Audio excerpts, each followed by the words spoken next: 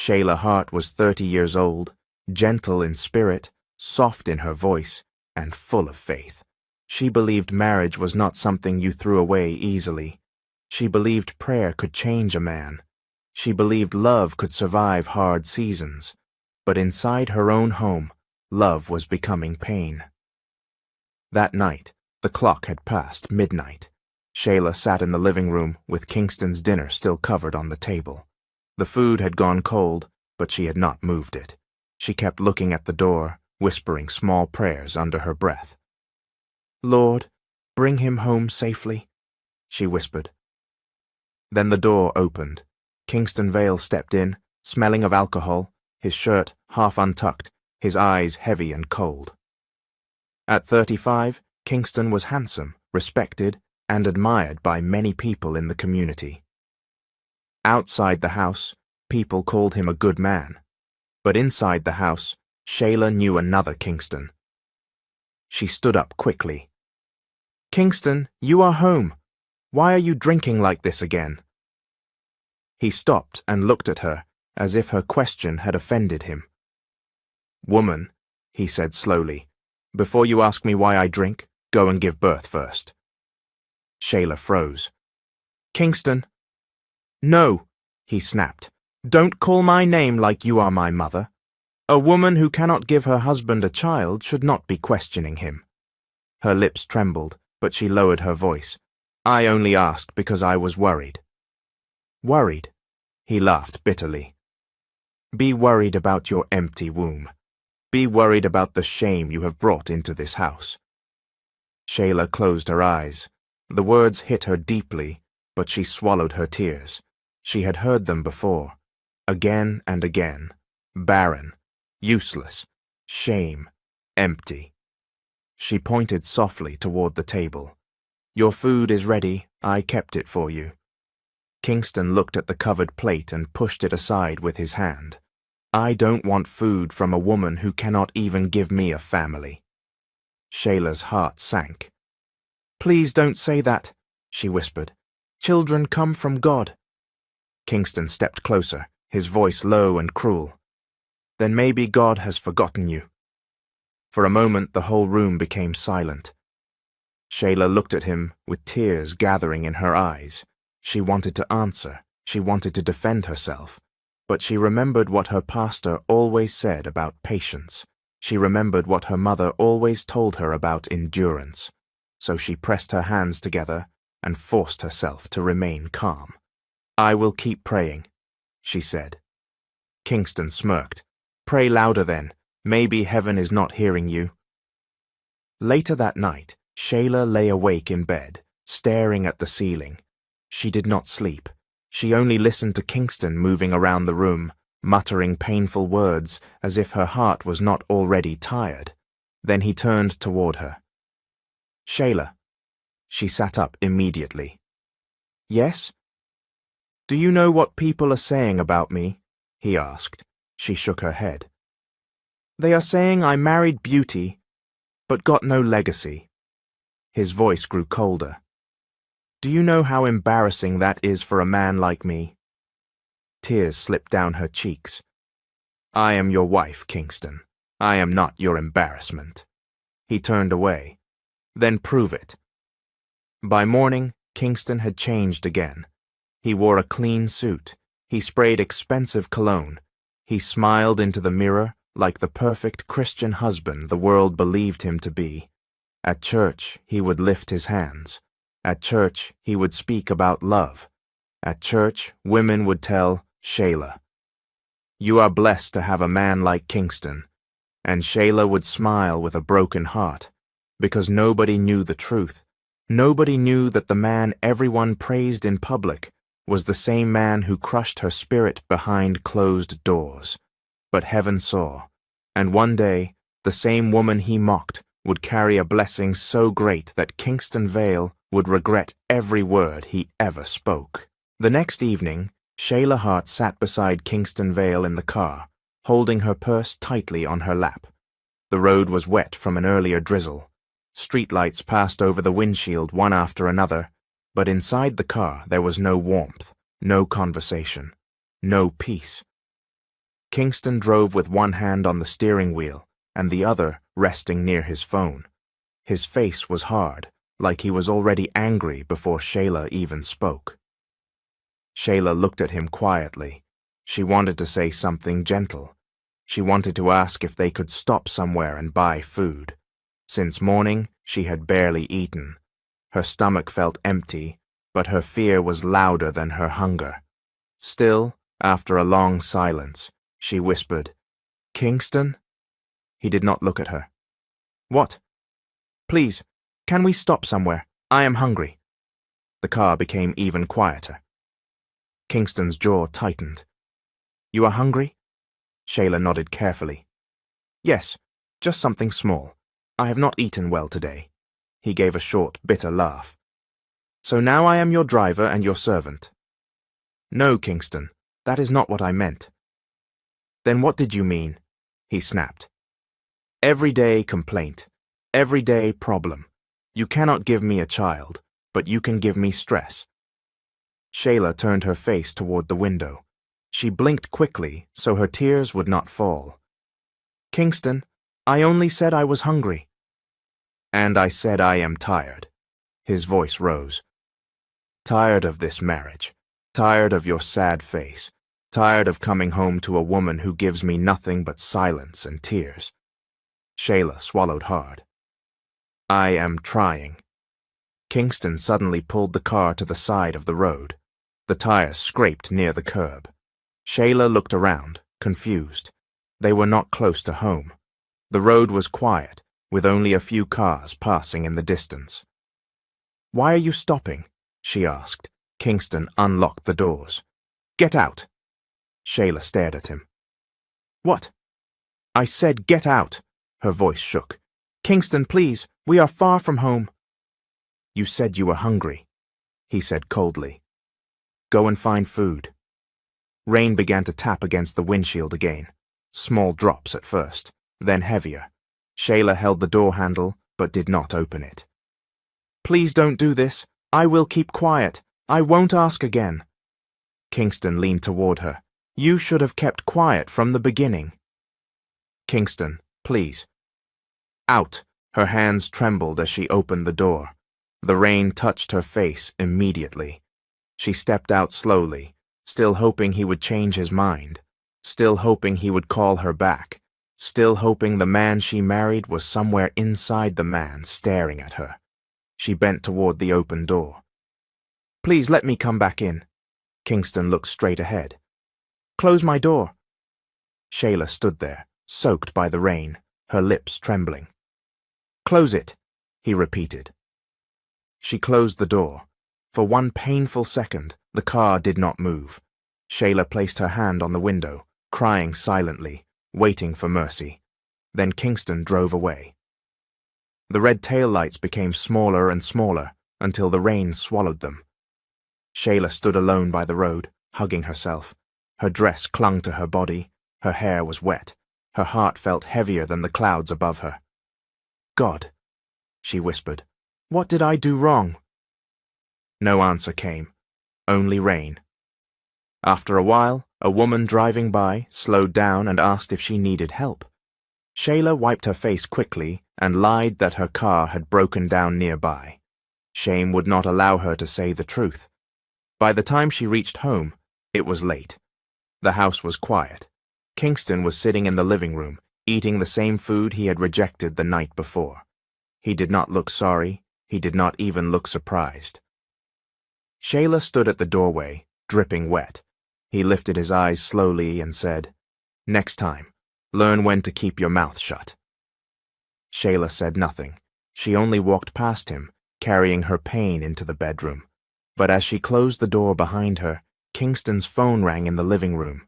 His voice became softer, almost sweet. "Don't worry," he said quietly. "You can come tomorrow." Shayla froze behind the door. For the first time that night, her tears stopped. The next afternoon, Shayla Hart moved through the house slowly, as if every room was listening to her pain. She had not slept well. The sound of Kingston's voice on the phone kept replaying in her mind. "You can come tomorrow." Those 4 words sat in her chest like a stone. She wanted to ask him who he had been speaking to. She wanted to stand in front of him and demand the truth. But every time she imagined his face turning cold, fear pushed her words back down. So she cleaned, she folded clothes, she washed dishes, she cooked. That was what Shayla did when her heart was troubled. She kept her hands busy because if she sat still, she would cry. By evening, Kingston came downstairs wearing a fresh shirt and expensive cologne. He looked too prepared for a man who claimed he was staying home. Shayla stood near the dining table. "Are we expecting someone?" Kingston adjusted his watch. "Why?" "You told someone yesterday to come today." He turned slowly and looked at her. "So now you're listening to my calls?" "No, I heard you from the room." "You heard what I allowed you to hear," he said. "Do not question me like we are equal in this house." Shayla lowered her eyes. "I am your wife, Kingston." He smiled without warmth. "Then act like one." Before Shayla could answer, a car horn sounded outside. Kingston walked to the door himself. Shayla stood frozen as he opened it. A woman stepped in with a confident smile, carrying a small designer bag. She was beautiful, polished, and bold. Her name was Brielle St. James, and the way she entered the house told Shayla this was not her first time being close to Kingston. Brielle looked around the living room and smiled. "So this is the famous house?" Shayla's voice came out small. "Kingston, who is she?" Kingston did not even look ashamed. "A guest." Brielle laughed softly. "Guest? Kingston, don't be so formal." Shayla felt her stomach tighten. She looked at her husband. "Why is she here?" Kingston's face hardened. "Because I invited her." "To our home." "To my home," he corrected. The words hit Shayla so deeply that she took one step back. Brielle walked toward the sofa and sat down like she belonged there. "Please don't make this uncomfortable. I am only here to spend time with someone who appreciates peace." Shayla stared at her. "Peace? In my marriage?" Kingston moved closer to Shayla and lowered his voice. "Do not embarrass me.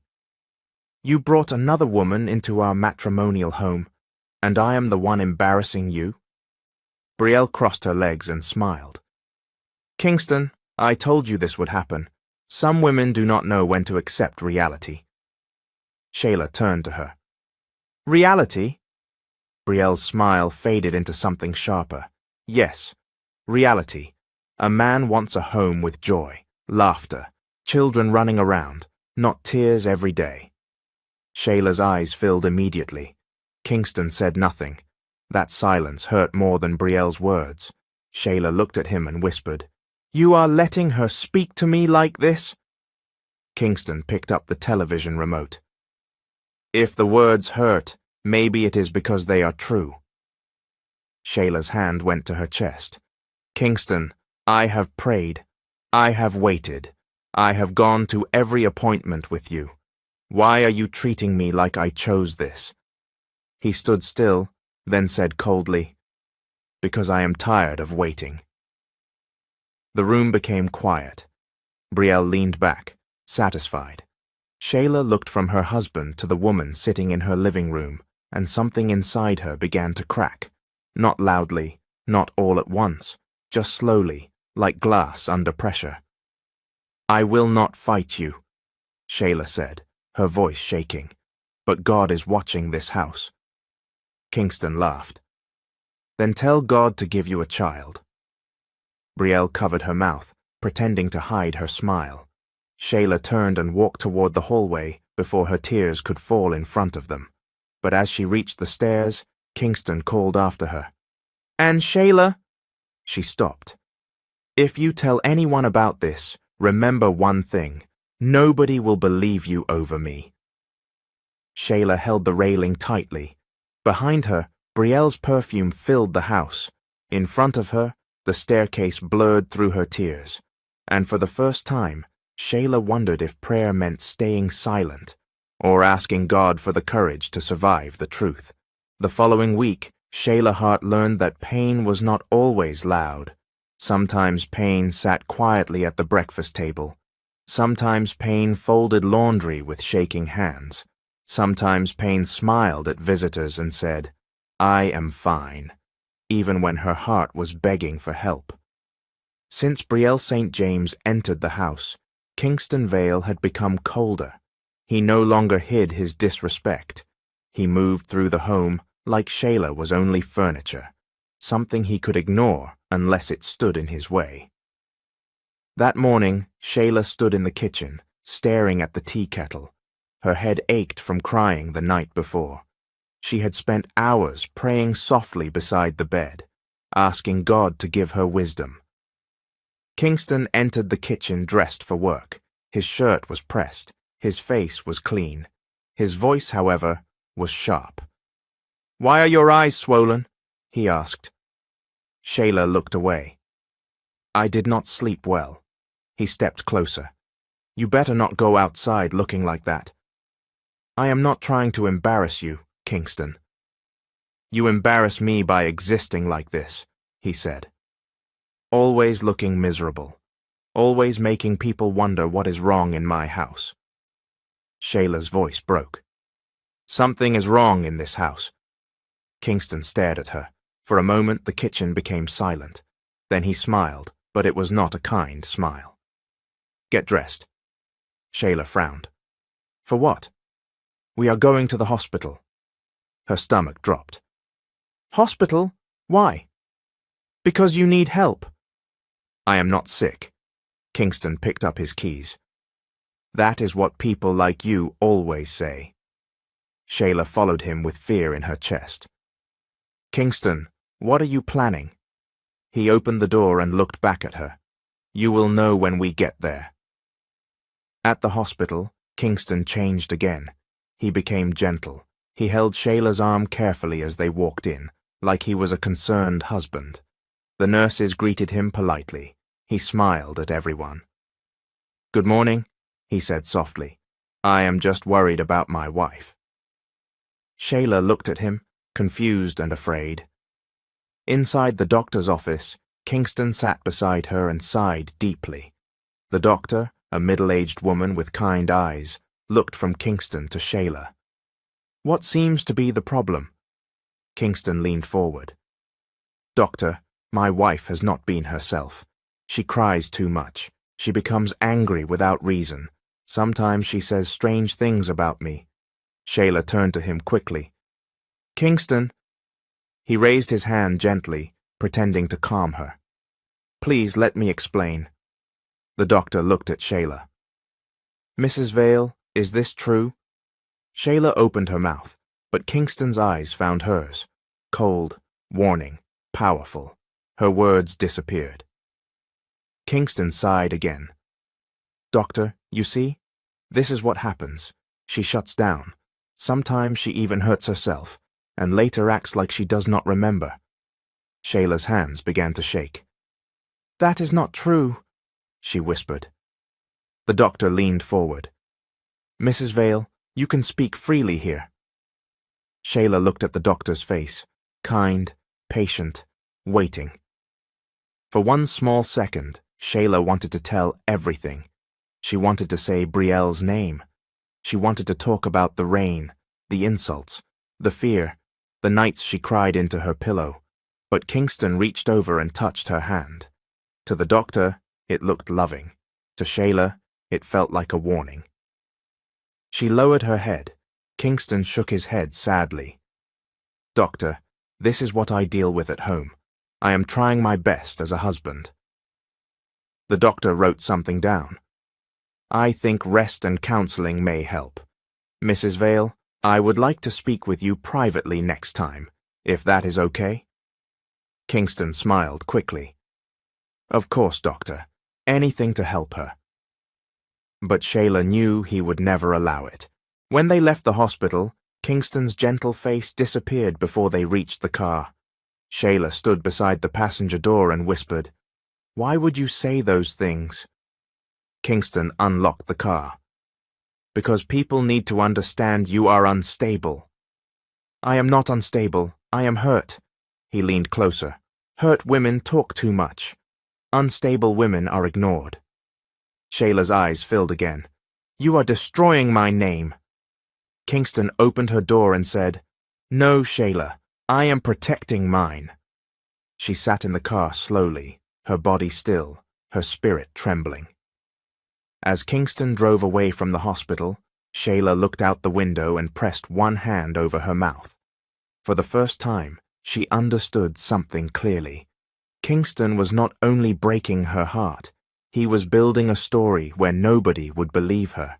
That Sunday morning, Kingston Vale stood in front of the mirror, adjusting his tie like a man preparing for a holy assignment. His suit was dark navy, clean and expensive. His shoes shone like glass. His hair was neatly trimmed, his face freshly shaved, and his cologne filled the bedroom before he even stepped out. Shayla Hart stood near the closet, holding her church bag against her stomach. She was dressed in a modest cream dress, her makeup carefully covering the tiredness under her eyes. At 30, Shayla still looked graceful, but sadness had started sitting quietly on her face. Kingston looked at her through the mirror. "Fix your face," he said. Shayla blinked. "What?" "You heard me. Don't go to church looking like I trouble you at home." She lowered her eyes. "I am only tired." "Then look less tired." He turned around and smiled, but the smile did not reach his eyes. "People watch pastors' helpers. People watch respected men's homes. I don't need your sad face giving them stories." Shayla nodded slowly. "Yes, Kingston." He walked past her toward the door, then stopped. "And when people greet you, smile." She swallowed. "I will." At church, Kingston became another man. The same Kingston who spoke coldly at home walked through the church entrance with one hand resting lightly on Shayla's back. He smiled at the ushers, he greeted the elders, he shook hands with the men, and bowed respectfully to the older women. "Brother Kingston," one woman called happily, "you and Sister Shayla look beautiful this morning." Kingston smiled warmly. "All glory to God, Mother Ruth." The woman turned to Shayla. "My dear, you are blessed. A man who fears God is not easy to find." Shayla forced a smile. "Yes, ma'am." Kingston's hand pressed lightly against her back. To others, it looked loving. To Shayla, it felt like a reminder. Inside the church, music filled the air. People clapped, sang, and lifted their hands. Shayla stood beside Kingston, singing softly, but her voice kept breaking. Every word about love, mercy, and peace touched a place in her that still hurt. Then Bishop Elroy Whitaker called Kingston forward. "Brother Kingston," the bishop said, smiling proudly, "come and encourage the couples this morning. The way you carry your home with dignity is something young men must learn from." The church clapped. Shayla's hands remained still for 1 second before she forced herself to clap too. Kingston walked to the front with humble steps. He held the microphone and bowed his head. "Church, marriage is not easy," he began, "but a real man must love his wife. A real man must protect his home. A real man must honor the woman God placed beside him." "Amen!" people shouted. Shayla stared at him. Her heart felt confused, angry, and broken at the same time. Kingston continued, his voice smooth and powerful. "Women are not objects. They are vessels of grace. If a man cannot treat his wife with patience, he has failed before God." The church clapped louder. A woman behind Shayla whispered, "Sister Shayla is truly blessed." Shayla's eyes burned. She wanted to stand up and say, "You don't know him." But she stayed seated. She stayed quiet. She stayed smiling. Across the room, Omari Cross watched her. Omari was 33, calm, broad-shouldered, and known in the church for speaking gently but truthfully. He had been Kingston's friend for years, but lately something about Shayla's silence troubled him. After service, Kingston stood outside laughing with the men. Shayla stood a few steps away, accepting compliments she did not know how to carry. Omari walked to Kingston when the crowd thinned. "Kingston," he said quietly, "can I speak to you?" Kingston smiled. "Of course, brother." Omari glanced toward Shayla, then back at him. "Your wife looks tired, not normal tired, spirit tired." Kingston's smile faded a little.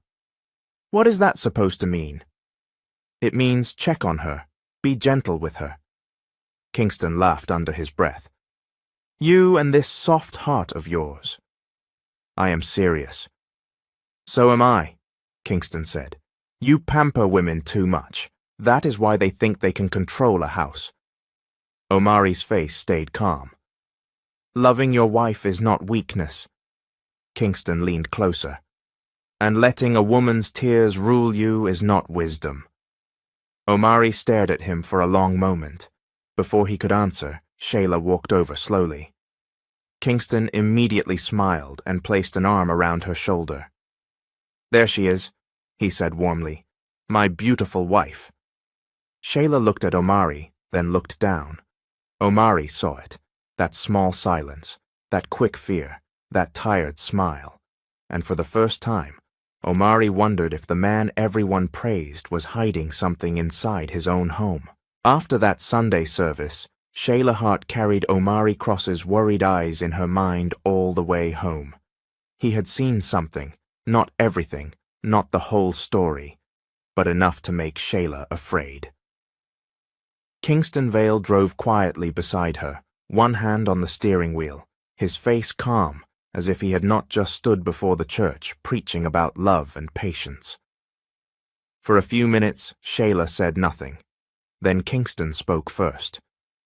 "You enjoyed the service?" Shayla looked at him carefully. "Yes." "Good." He smiled without looking at her. "Because you almost ruined it with that sad face." Her heart dropped. I smiled.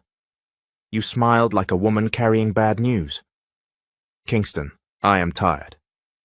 "Tired of what?" he asked, his voice sharpening. "Sitting in a good house, wearing good clothes, being married to a man people respect?" Shayla turned toward the window. He continued, "Some women are suffering for real. You, Shayla, you're just ungrateful." That word followed her into the house. Ungrateful. By evening, Shayla sat on the edge of the bed, holding her phone. Her hands trembled as she scrolled to her mother's number. Loretta Hart was 55, elegant, proud, and always dressed like life had never touched her with hardship. She lived in a beautiful apartment Kingston helped pay for. She liked comfort. She liked respect. She liked telling people her son-in-law was a blessing. Shayla pressed call. Her mother answered on the third ring. "Shayla, my daughter," Loretta said brightly. "How are you? I was just telling Sister Carol that Kingston is such a responsible man. He sent the rent money early this month." Shayla closed her eyes. "Mama, I need to talk to you." Loretta's voice changed slightly. "What happened?" Shayla swallowed. "Mama, I am tired. I can't continue like this." "Continue like what?" "My marriage," Shayla whispered. "I want to leave." There was silence. Then Loretta said, "Don't say that again." "Mama, please listen to me." "No, you listen to me," Loretta snapped. "What has come over you? Leave Kingston. Are you losing your mind?" Tears gathered in Shayla's eyes. "He is not the man people think he is." Loretta laughed once, sharply. "That man? Kingston? The same man who pays my rent without complaining? The same man who helps your brother Jalen with school fees? The same man who supports this family when nobody else does?" "Mama, money is not everything." "Money is not everything when you have it," Loretta said. "But when bills come, love will not pay them." Shayla pressed her palm to her chest. "So because he supports you, I should stay and suffer." "Mind your words," Loretta warned. "A woman must know how to humble herself in marriage." "Mama, I have humbled myself." Then humble yourself more. Shayla broke down quietly. I am your daughter. And I am your mother, Loretta said. That is why I am telling you the truth.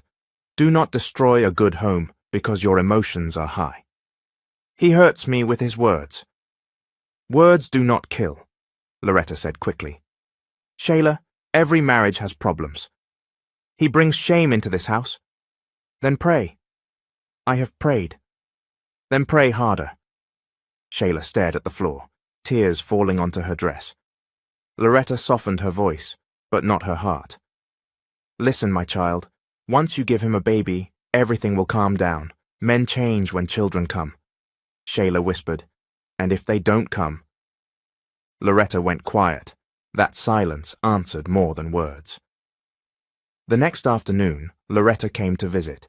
Before she arrived, Kingston became a different man. He cleaned the living room. He ordered groceries. He even stood in the kitchen stirring soup as if he cooked every day. When Loretta entered, Kingston greeted her with a wide smile. Mama Loretta, my beautiful mother-in-law. Loretta laughed. Kingston, my son. God bless you. He hugged her gently. Anything for family. Shayla stood nearby, watching.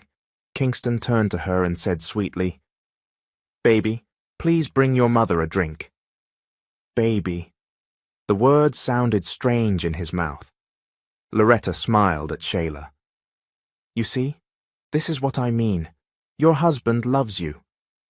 Shayla looked at her mother, hoping she would see through it. But Loretta only saw the food, the rent, the comfort, the performance. Later, when Kingston stepped outside to take a call, Shayla whispered, Mama, he's pretending. Loretta's face hardened. Shayla, stop it. A man like this is not easy to find. Shayla's voice shook. So you don't believe me? Loretta adjusted her handbag and looked away. I believe you are emotional. That sentence settled between them like a locked door. Shayla nodded slowly, wiping her tears before Kingston returned. That day she understood something painful. Sometimes strangers doubt you because they do not know you, but family doubts you because believing you would cost them too much. The next morning, Shayla Hart woke up with her mother's words still sitting heavy on her chest. I believe you are emotional. Those words hurt her almost as much as Kingston's insults, because Kingston was her husband, but Loretta was her mother. A mother was supposed to hear the pain behind her daughter's voice. A mother was supposed to see what others missed, but Loretta had seen Kingston's smile, his cooking, his soft voice, and she had chosen that performance over Shayla's tears. By afternoon, Shayla could not carry it alone anymore. She dressed simply, took her purse, and left the house before Kingston returned. Her heart beat fast as she got into a taxi. She kept looking behind her, afraid someone would see her leaving and report it back to him. The taxi stopped in front of a small cafe on a quiet street. That was where her two closest friends were waiting. Sade Brooks stood first. Sade was 31, bold, stylish, and sharp-tongued when truth needed to be spoken. She wore a mustard blouse, dark jeans, and gold hoop earrings. The moment she saw Shayla's face, her smile disappeared. Shayla, Sade said softly, what happened? Omari Cross also stood up. He was 33, calm, steady, and gentle in the way he carried himself. He had the kind of presence that made people feel safe without saying much. Shayla tried to smile. I'm okay. Sade crossed her arms. Don't lie to people who love you. That was all Shayla needed. She broke down. Sade quickly held her, and Omari pulled out a chair for her. Shayla sat down, covering her face with both hands. I called my mother, Shayla said through tears. I told her I wanted to leave Kingston. Sade leaned forward. And? She told me to humble myself. Omari's jaw tightened, but he said nothing yet. Shayla wiped her face. She said Kingston pays her rent. He pays Jalen's school fees. He supports the family. She said I should not destroy a good home because of emotions. Sade stared at her in disbelief. A good home? Shayla, are you hearing yourself? I know, Shayla whispered, but that is how everyone sees him. Omari spoke gently. How do you see him? Shayla looked down. The cafe noise faded around them. I see a man I keep praying for, she said, but I also see a man who knows how to hurt me and smile in public. Sade's eyes filled with anger. That is not love. Sade, no, don't defend it, Sade said. Love does not make you afraid to speak. Love does not make you rehearse your words before asking for food. Love does not make your own house feel like a courtroom. Shayla pressed her lips together. Omari leaned closer. Shayla, God does not ask you to disappear so a man can look good. Her tears returned. But nobody will believe me. We believe you, Sade said immediately. Shayla shook her head. You two believe me because you know me. But the church, the community, my mother, they all think Kingston is righteous. If I leave, he will turn everybody against me. Omari's voice stayed low. Then don't walk alone. Shayla looked at him. He held her gaze for a moment, then looked away as if fighting his own heart. Sade noticed. Her eyes moved from Omari to Shayla, but she said nothing. Later, after Sade stepped outside to answer a call, Shayla and Omari sat alone at the table. For a while, neither spoke. Then Omari said, Shayla, there is something I need to say, but I don't want to disrespect you. She looked nervous. What is it? He breathed in slowly. I care about you. Deeply. More than I should, maybe. And it hurts me to watch you break in a place where you should be loved. Shayla's eyes widened. Omari, I am not asking you for anything, he said quickly. I know you are married. I know your faith matters to you. I know this is complicated. She shook her head, tears falling again. Please don't make this harder. I'm sorry, he said. I just needed you to know that someone sees your worth. Shayla stood up slowly. I love my husband, and before God, I cannot open my heart to another man while I am still his wife. Omari nodded, hurt but respectful. I understand. Sade came back inside and sensed the heaviness immediately. What did I miss? Shayla picked up her purse. I should go. Omari stood. Let me call you a ride. No, she said softly. I need to breathe for a minute. Outside, Shayla looked up at the sky, fighting fresh tears. Behind her, Omari whispered to Sade, I'm scared for her. Sade looked through the window at Shayla and said, Then we don't let her face this alone. By the time Shayla Hart returned home that evening, the house felt different, not quiet, waiting. She stood at the front door for a moment, holding her purse close to her chest. Something in her spirit told her to breathe before entering. Something told her that peace was not inside. When she opened the door, Kingston Vale was sitting in the living room with his phone in his hand. Brielle St. James sat beside him, wearing a satisfied smile that made Shayla's stomach tighten. Kingston looked up slowly. Where have you been? Shayla closed the door behind her. I went to see Sade and Omari. Brielle laughed softly. Omari, of course. Shayla turned to her. Please don't. Kingston stood. Don't what? Don't question you? Don't ask why my wife is running around town with another man? Shayla's eyes widened. I went to see my friends. Sade was there too. But you mentioned Omari first, Brielle said, smiling. Shayla looked at Kingston. You know Omari. He is your friend too. Kingston stepped closer, his voice low. Do not use my friend's name to cover your disrespect. I have not disrespected you, Shayla said, her voice shaking. I went there because I needed someone to talk to. About me? Shayla went silent. Kingston smiled bitterly. So you went outside to destroy my name? No. I went outside because I am tired of crying alone. For a moment, Kingston only stared at her. Then he turned toward the hallway.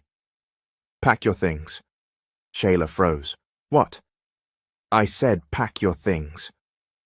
Brielle leaned back on the sofa, watching like she had been waiting for this moment. Shayla shook her head. "Kingston, this is my home." Kingston pointed toward the stairs. "Not anymore." "Please," Shayla whispered. "Don't do this." He moved past her and opened the front door. "You wanted people to comfort you. Go and let them comfort you." Brielle finally spoke. A woman should know when her season in a man's house has ended. Shayla looked at her with tears in her eyes. "You are sitting in my living room and saying that to me?" Brielle shrugged. "I am only saying what everyone can see." Shayla went upstairs with trembling legs. She packed a small bag because her hands could not carry much. Clothes, her Bible, a few documents, a framed photo from the early days of her marriage, before Kingston's eyes became cold. When she came back down, Kingston was still standing by the door. She looked at him one last time. "You are really throwing me out?" He did not answer. That silence was answer enough. Shayla stepped outside. The door closed behind her. For a long moment she stood there, staring at the house she had prayed in, cleaned, cooked in, cried in, and called home. Then she called her mother. Loretta Hart answered with impatience in her voice. "Shayla, what now?" "Mama," Shayla cried, "Kingston sent me out." There was a pause. Then Loretta said, "Come." Hope rose in Shayla's chest, but when she arrived at her mother's apartment, that hope died at the doorway. Loretta stood in a silk robe, her face tight with worry. "Did you apologize to him?" Shayla stared. "Mama, he threw me out." "Then go back and beg. Mama, please, I have nowhere to go." Loretta lowered her voice. "If you stay here, Kingston will stop paying my rent. He will stop helping Jalen. Do you want this family to collapse because of your pride?" "My pride?" Shayla whispered. Loretta looked away. "Go back to your husband." Shayla's lips trembled. "I am your daughter. And I am telling my daughter to be wise." Then Loretta closed the door. Shayla stood in the hallway, holding her small bag, feeling smaller than she had ever felt in her life. With shaking hands, she called Omari. He answered immediately. "Shayla?" She could barely speak. "I have nowhere to go." His voice changed at once. "Stay where you are. I'm coming." That night, Omari took her into a safe guest room in his home. He did not ask for anything. He did not cross any line. He only placed a blanket on the bed and said, "You can rest here. You are safe." But while Shayla was finally closing her eyes, Kingston was making his next move. He called Bishop Elroy Whitaker, then he called Loretta, and before morning came, a darker story had already begun spreading. By morning, Shayla Hart's name was already moving through the community like smoke. Nobody came to ask her what happened. Nobody came to hear her side. People only whispered. They whispered at the grocery store. They whispered near the church gate. They whispered in small groups with shocked faces and pleased curiosity, as if Shayla's pain had become public entertainment. By Sunday, Bishop Elroy Whitaker called a private church meeting. Private, they said, but half the church seemed to know about it. Shayla sat near the front with her hands folded tightly in her lap. Omari Cross sat a few chairs away from her, calm but visibly troubled. He had insisted on coming, not to speak over her, not to shame her, but to make sure she did not stand alone. Kingston Vale walked in wearing a dark suit and a wounded expression. That was the dangerous thing about Kingston. He knew how to look broken when he wanted sympathy. Bishop Whitaker cleared his throat. "Brother Kingston, you asked for this meeting. Speak carefully before God." Kingston lowered his head. "My heart is heavy, Bishop," he said. "I loved my wife. I protected her. I covered her weakness. But she has chosen to dishonor our home. Shayla's eyes widened. Kingston! He lifted one hand as if he was too hurt to continue. I found out she has been spending time with Omari. I tried to correct her quietly, but she left my house and went to him. Omari stood immediately. That is not true. Bishop Whitaker raised his hand. Brother Omari, sit down. Shayla's voice trembled. Bishop, please, he threw me out. I had nowhere to go. Kingston shook his head sadly. This is what I have been dealing with. She twists everything. The room grew heavy. Then the door opened. Loretta Hart walked in. Shayla turned quickly. For 1 second, hope touched her face. Her mother had come. Maybe this time, maybe just this once, Loretta would tell the truth. Mama, Shayla whispered. Loretta did not look at her. She stood beside Kingston. Shayla's heart dropped before her mother even spoke.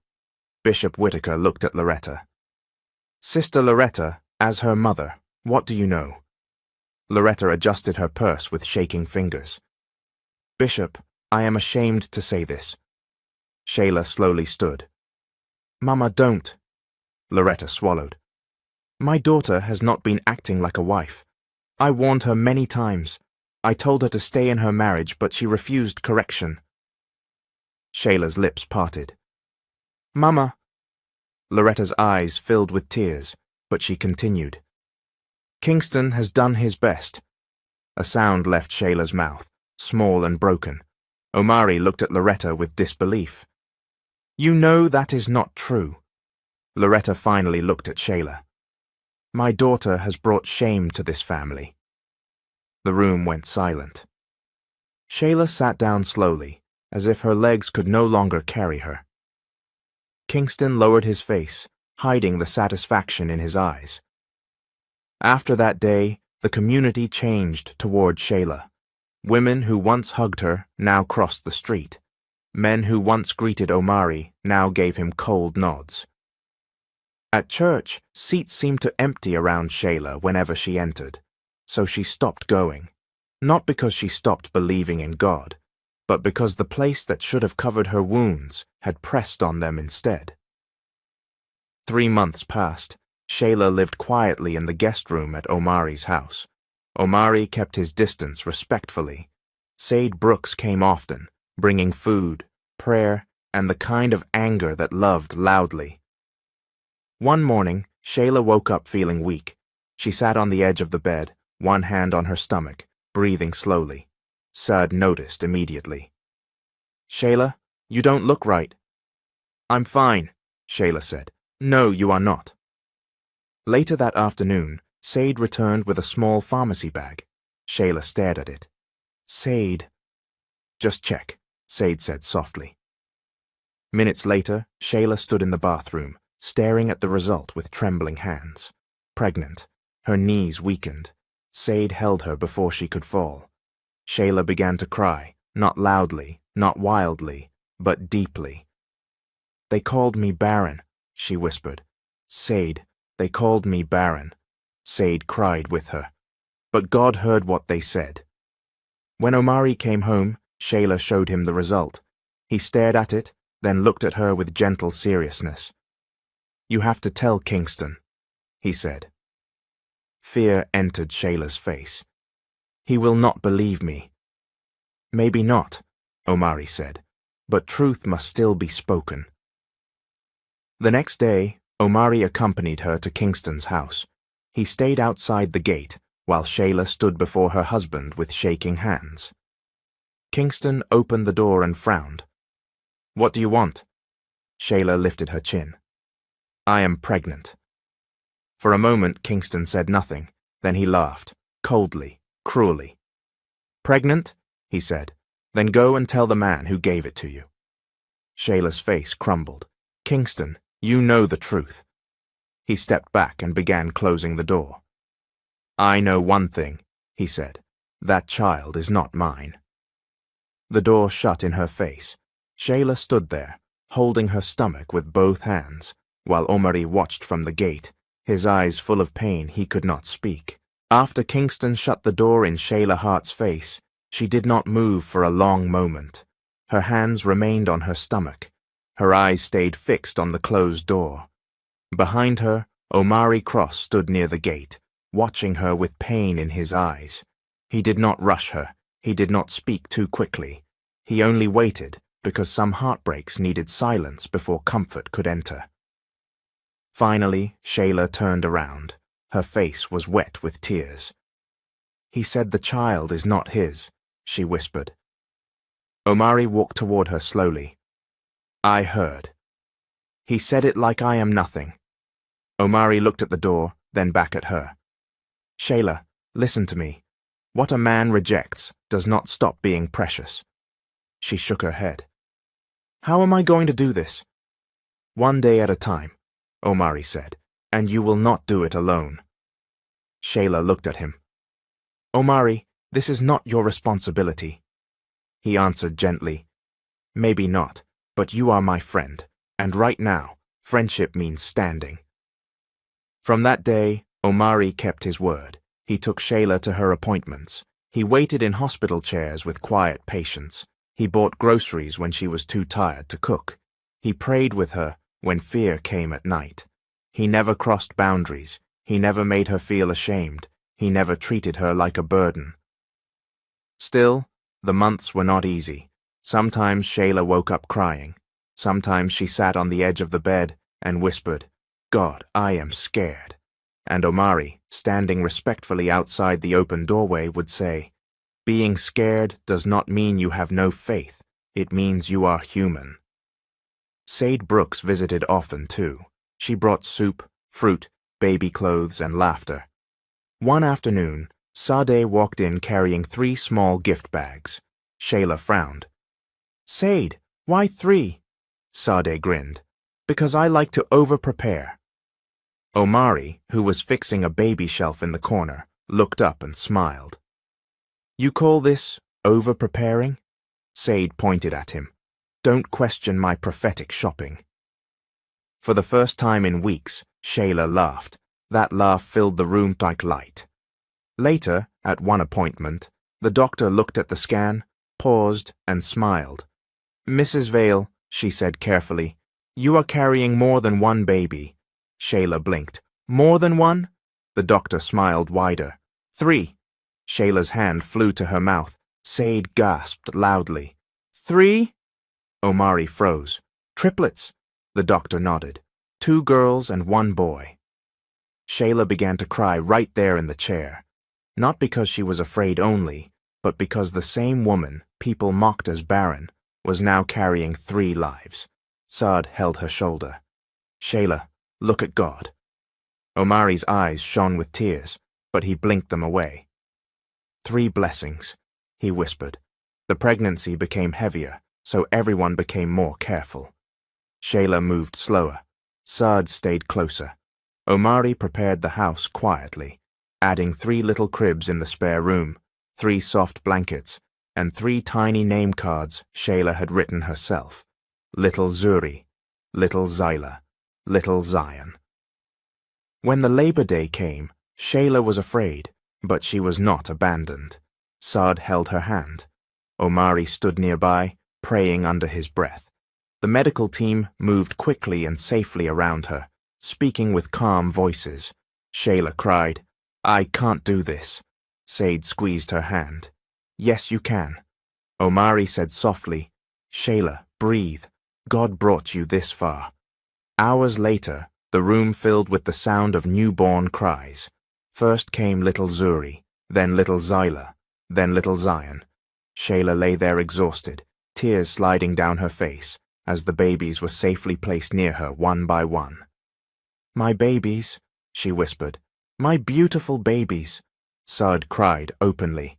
3, Shayla, 3. Omari stood still, overwhelmed. He looked at the babies, then at Shayla.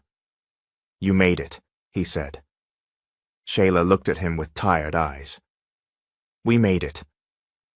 For a moment, nobody spoke. There was only peace. Weeks turned into months, and the babies grew in a small home filled with soft lullabies, prayer, and quiet sacrifice. When they cried, Shayla rose. When she grew tired, Omari helped from a respectful distance. When fear returned, Sade reminded her, "You are not alone." But as the triplets grew older and began to speak, the questions also began.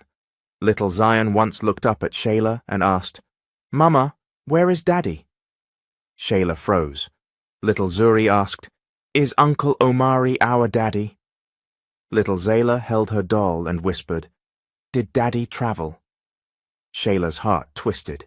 She knelt before them and smiled through the ache. "Uncle Omari loves you very much," she said softly. "And your father traveled." The children nodded innocently and ran back to their toys. Omari stood in the hallway, silent. Shayla looked at him with tears in her eyes. "I hate lying to them," she whispered.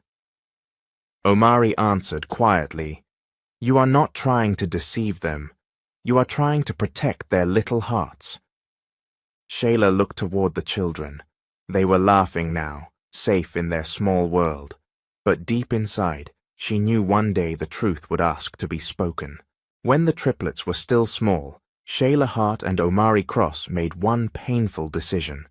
They would not take the children to Kingston Vale. Not yet. The children were innocent. Their hearts were soft.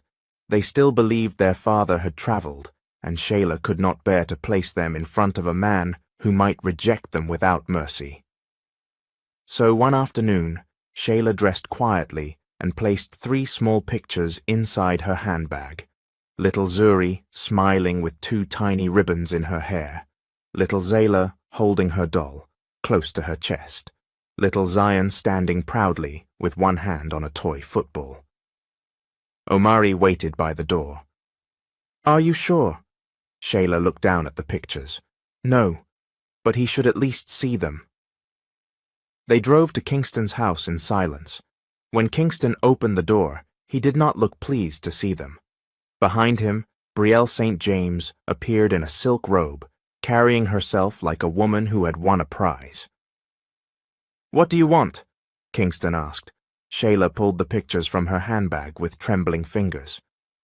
"These are the children," she said softly. "Your children."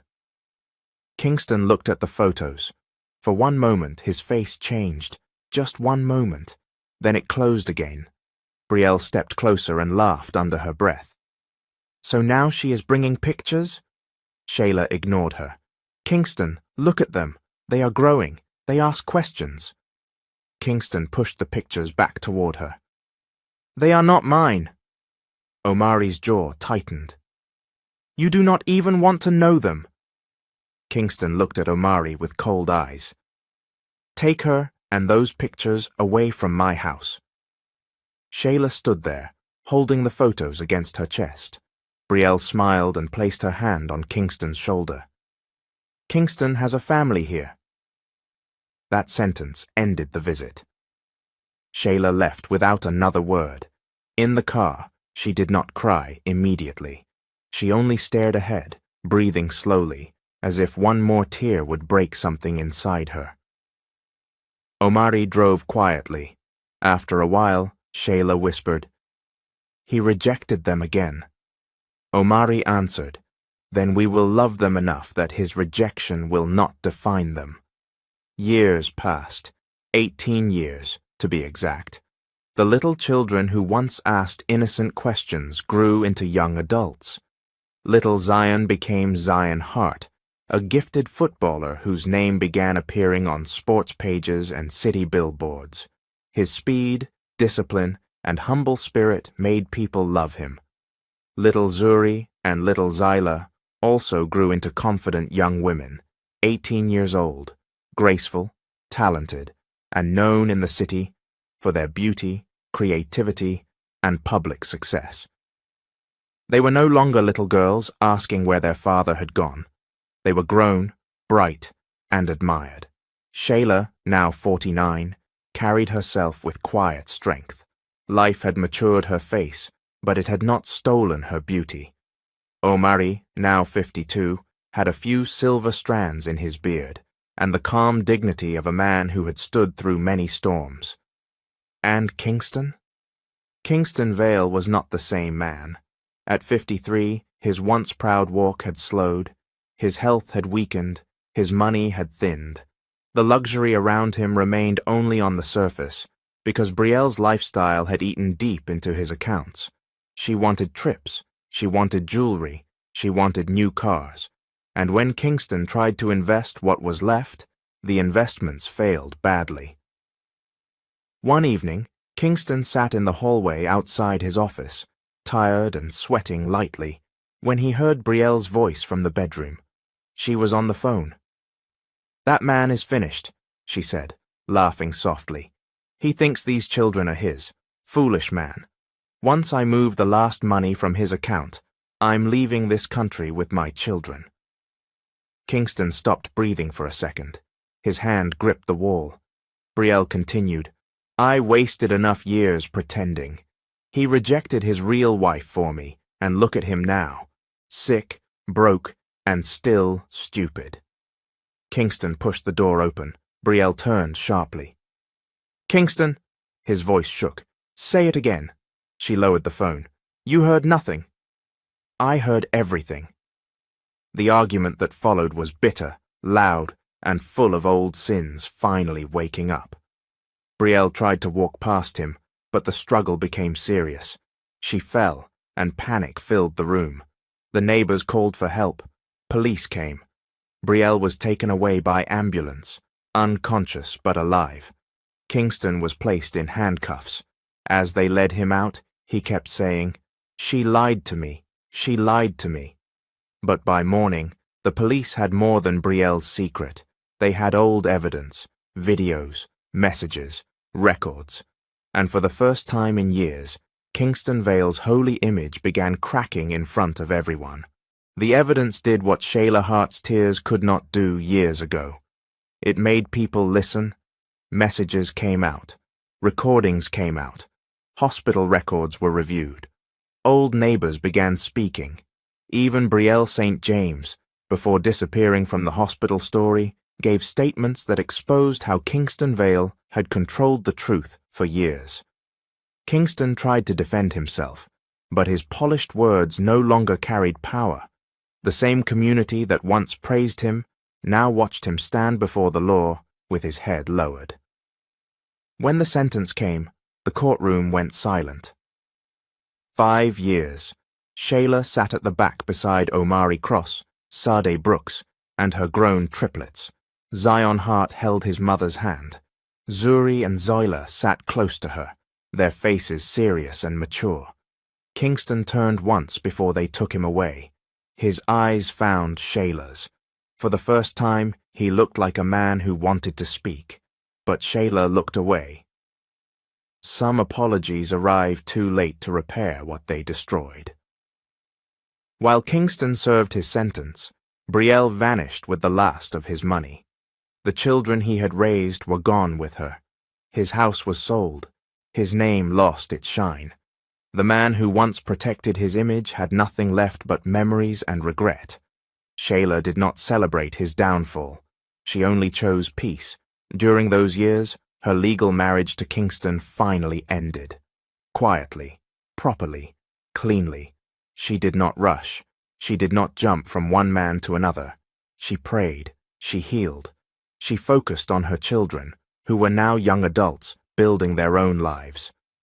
Omari remained beside her, not loudly, not forcefully, just faithfully. One evening, he stood with her in the garden behind the house and held a small ring box in his hand. "Shayla," he said softly, "I have loved you through silence, through waiting, through prayer, and through pain. I am not asking you to forget anything. I am asking if you will let joy live here too." Shayla's eyes filled with tears. "Omari, I don't know if I am ready." He nodded, closing the box gently. "Then I will wait." And he did. Months passed. He asked again. She still hesitated. Then one Sunday evening, Zion, Zuri, and Zoila sat their mother down in the living room. Zion, now 23, strong and disciplined from football, looked at her with gentle seriousness. "Mama, you gave us everything. Zuri held her hand. You protected us even when your own heart was broken. Zyla wiped a tear from her cheek. Uncle Omari has loved this family with patience. Mama, you deserve happiness too. Shayla covered her mouth and cried. That night, she went to Omari. Yes, she whispered. Omari stared at her. Yes? She smiled through tears. Yes, Omari. I choose joy. Their wedding was not loud with pride. It was full of peace. Shayla, now older and graceful, walked forward with silver touches in her hair and light in her eyes. Omari, mature and steady, waited for her with tears he did not hide. The family had survived shame. Now they were standing in honor. 5 years after Kingston entered prison, he was released. That same week, Shayla's family attended one of Zion's major football matches. The stadium roared for him. Zuri and Zyla smiled proudly beside their mother. Omari held Shayla's hand, but outside the stadium, they saw Kingston. He looked older, thinner, and tired. His proud shoulders had fallen. Shayla, he said, voice trembling, please, let me come back. Shayla's face softened, but her answer was firm. I forgive you, Kingston, but you cannot return to what you rejected. At home, Shayla finally told the triplets the full truth. Kingston was their biological father. He had denied them before they were born. Omari had stood where Kingston refused to stand. The children cried, but they did not break. Later, the truth reached the church. Bishop Elroy Whitaker, now old and humbled, invited Shayla's family back and apologized publicly. We judged without truth, he said. We protected image instead of protecting a wounded woman. We were wrong. When Kingston later visited Shayla's beautiful home, Zion spoke for the three of them. We forgive you, he said, but forgiveness is not access. Forgiveness is not money. Forgiveness is not a family seat you refuse to earn. Kingston left with tears in his eyes, and Shayla stayed with peace in hers. Months later, the family gathered again, this time around a doctor's careful confirmation of a rare late-life pregnancy. Shayla would need close care, but her face glowed with quiet joy. Omari held her hand. Zion, Zuri, and Zyla surrounded her, laughing and crying at once. The woman who had once been rejected finally stood in a home full of love. Not perfect love, not easy love, but faithful love, the kind that stays.